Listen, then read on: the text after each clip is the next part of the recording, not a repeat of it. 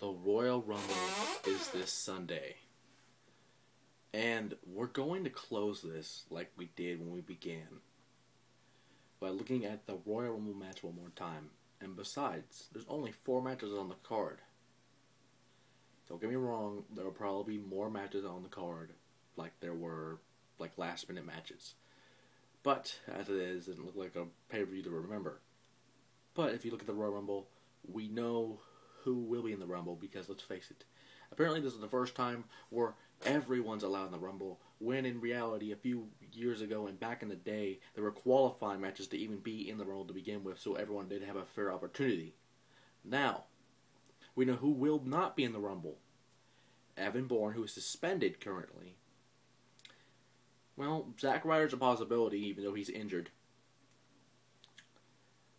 And who else? There's someone else that's not supposed to be the Rumble this year, but I can't think of the name. But what we do know is who's in the Rumble so far. Mick Foley having a reign in the Rumble, having a spot. And I don't know why the 4 faces of Foley, Cactus Jack, Dude Love, Mankind, and Mick Foley, or just the 3 faces just like in '98. But then again, that'd be 3 or 4 entries wasted, right? There are rumors, and I'm not totally sure on this, but there are rumors of the Road Dogg Jesse James being in the Royal Rumble, probably being the last 10 entrants, one of the last 10 entrants, I should say, in that match. That would be great, and I would love to see that. But you know what, the Rumble's full of surprises. What we do know so far, Foley's in, Cody Rhodes is in, Barrett is, Sheamus, Orton's a possibility, even though Orton was injured, a real life injury, what people thought was a suspension due to like when he fell down the stairs, herniated discs, all that happened before.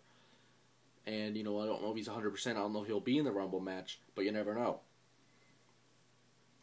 And of course, there's a possibility that we could see a champion in the Rumble, like a world champion or a WWE champion, because Ziggler's in the Rumble, apparently, and so would Mark Henry or Big Show.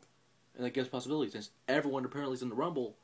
Maybe the world champion, like when Randy Savage was champion back in the day, he was in the Rumble. And whoever was champion at the time, Hulk Hogan, was in there. You know, the champion has been in the Rumble before. But we could see, let's say for example, that Daniel Bryan wins the Rumble, and he has retained his title. Meaning for the first time, we could have a unification match at WrestleMania, something that has never happened.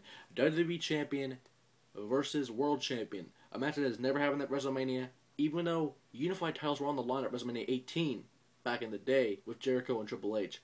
But this could be history.